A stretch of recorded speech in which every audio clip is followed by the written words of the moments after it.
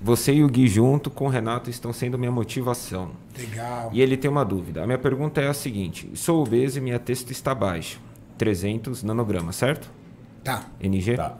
Acredito que por conta da obesidade não ser o momento para hormonizar. O que devo fazer para melhorar minha testo e meu rendimento nos treinos e emagrecer?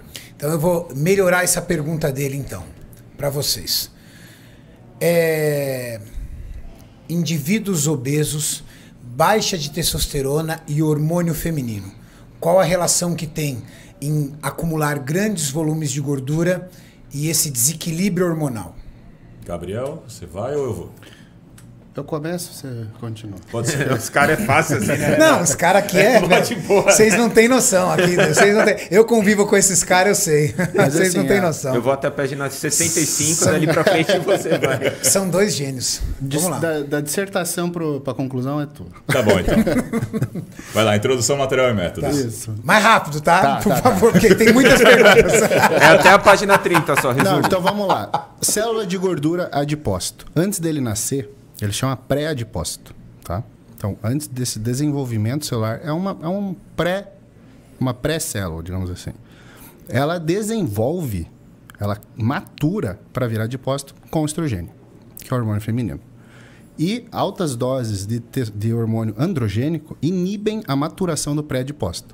Então, existe um sonho, digamos assim, de que se você conseguir ficar com baixo percentual de gordura por um longo período de tempo, e a partir desse momento, você fazer o uso de hormônio que deixa uma proporção mais androgênica do que estrogênico, você inibe o estoque de gordura. Lógico. Essa teoria não é certa? Isso é o mundo ideal. Isso é o mundo ideal. O mundo ideal. Depende de quantas calorias a pessoa come, etc. Mas, via de regra, você precisa ter essa aromatização. O que é aromatização? Então, é a conversão de testosterona pela enzima aromatase em estradiol, que é o hormônio estrogênico feminino. Você precisa da aromatização para ocorrer acúmulo de gordura. Eu sei que você vai chegar lá, mas vamos pular umas etapas, o meio é teu. Quando a gente fala em pessoas que têm muita gordura corporal, a gente tem que lembrar que as moléculas elas podem ser hidrofóbicas ou hidrofílicas. A gordura, ela absorve moléculas. Então, por mais que você tenha uma produção excelente de testosterona, ela ficará acumulada no tecido que é parecido com ela. A testosterona é uma molécula hidrofóbica, não gosta de água. Então, existe acúmulo de testosterona na gordura. Somente de testosterona ou também de estradiol? Também de estradiol.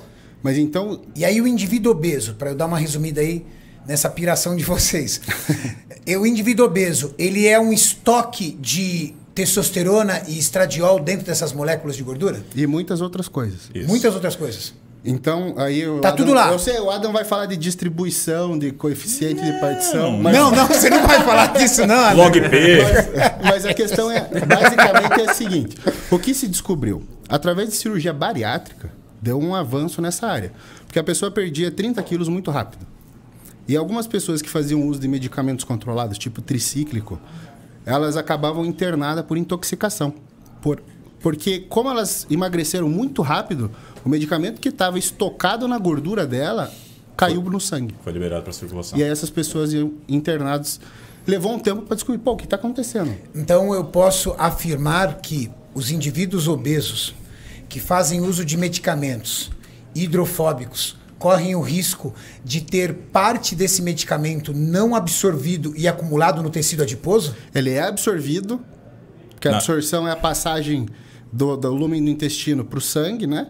Ele é absorvido e ele é armazenado na gordura, fica adsorvido na gordura. Adsorvido lá. Adsorvido. E aí, se essa pessoa começa a emagrecer, o que acontece? Cai pro sangue. Vai tendo liberação gradual. O que acontece é que, assim, por exemplo, quando você vai fazer um ajuste farmacoterapêutico, né, o médico ele vai lá e determina, a pessoa vai ter que trabalhar com X miligramas de tal medicamento, por dose por dia. Você já leva em conta, né, dependendo do medicamento, algumas questões como, por exemplo, superfície de área corpórea. Então, se você pegar um obeso, ele tem uma superfície de área corpórea muito maior. Logo, quando ele faz uso de algum medicamento dessa natureza química, pode ser um tricíclico, pode ser um inibidor de recaptação de serotonina, né, pode ser um benzodiazepínico, Medicamentos fortes, né? Fenitoína, ácido valproico, né? Na verdade, o ácido valproico não, mas só que, por exemplo, a fenitoína, né? Por exemplo, conforme a pessoa vai emagrecendo, vai tendo liberação disso, né? Do tecido que a gente chama de terceiro compartimento, né? Para a circulação. Cabe ao profissional, ao terapeuta, refazer o ajuste da dose. Então, conforme a pessoa vai emagrecendo, a dose tende a ser menor, né? As doses subsequentes, porque a concentração plasmática vai estar mais elevada, porque parte vai estar sendo liberado. A mesma coisa vai acontecer com o estradiol. Agora eu vou pegar o meio para o fim que ele tinha comentado. A gente tem que entender que o indivíduo obeso ele pode apresentar um hipogonadismo secundário à obesidade. O tecido adiposo ele é um órgão endócrino, ele secreta ali o que a gente chama de adipocinas, que podem ter influência lá nas gonadotrofinas. Então, leptina, adiponectina, eles podem influenciar a secreção de LH e FSH. Então, a gente tem aí um looping. O indivíduo obeso inibe a secreção das gonadotrofinas. As gonadotrofinas é que estimulam a produção de testo. A testo já começa a reduzir, né, porque não está tendo sinalização. E essa testo que ainda tem, no tecido adiposo, ela pode aromatizar.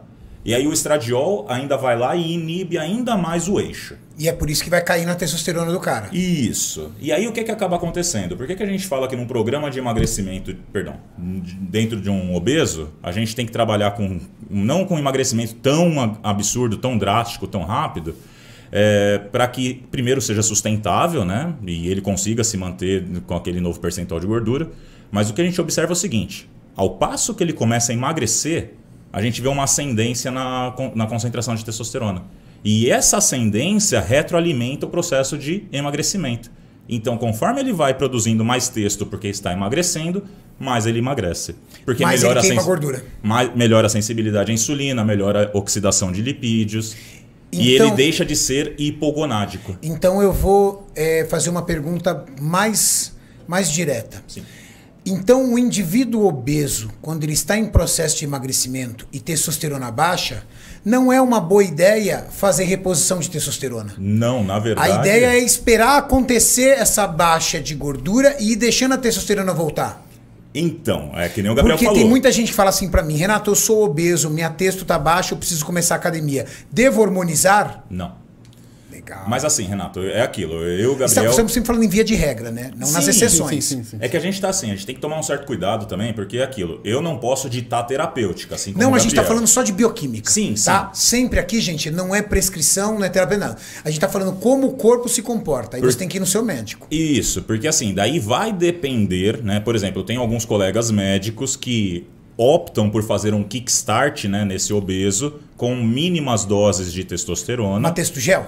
Textogel, ou então mesmo uma dose pequena de uma testosterona intramuscular, por exemplo, uma Deposteron, né, 100 mg por semana, que seja, para meio que dar salvar a vida do cara ali na hora. Empurrãozinho. E às vezes isso salvar é a vida do cara a nível cerebral, sabe? Sim. É pro cara se sentir bem e querer fazer. Porque às porque vezes ele tem uma testosterona- depressão associada. Já. Sim, a testosterona ela dá esse impulso, né, dá o drive na pessoa. Mas uma coisa é fato: à medida que esse indivíduo obeso começa a emagrecer, a tendência é que esses níveis hormonais comecem a subir. Sim, E que ele seja mais responsivo. e também seja mais Que responsável. aí é que a gente quer entrar. Tudo cai na homeostase. Tudo que você faz cai na homeostase. Explica pra galera o que é homeostase. Homeostase é a busca pelo equilíbrio fisiológico, vamos colocar assim. Então, se você toma uma medida drástica para começar, essa medida drástica é insustentável, teu corpo vai dar um jeito de contornar o que você está fazendo e acabou, você não tem o que fazer mais. Então, por isso você tem que começar de leve para que você tenha cartas na manga, para que quando você estiver estagnado, quando a homeostase acontecer, quando você, não consigo mais perder peso, você tem alguma coisa para fazer. O que geralmente o pessoal faz? Começa com tudo. Começa com tudo. Virou o ano, o cara pega, faz um ciclo lá. Estano, trembo, propionato de testo, T3, T4, clenbuterol, T3, GH... E aí o cara usa todas as armas de uma só vez e daqui 6 semanas ele não tem mais resultado nenhum. Ele fica estagnado. Então, assim... É muito mais inteligente e evoluindo isso à medida que a resposta acaba. Exato. Perfeito. Porque assim, se eu uso 500 miligramas de determinada substância para obter um resultado que eu teria com 200, 200 já não vai dar mais. 200 não vai dar mais. E depois De 500 eu também tenho não. que ir para outro lugar.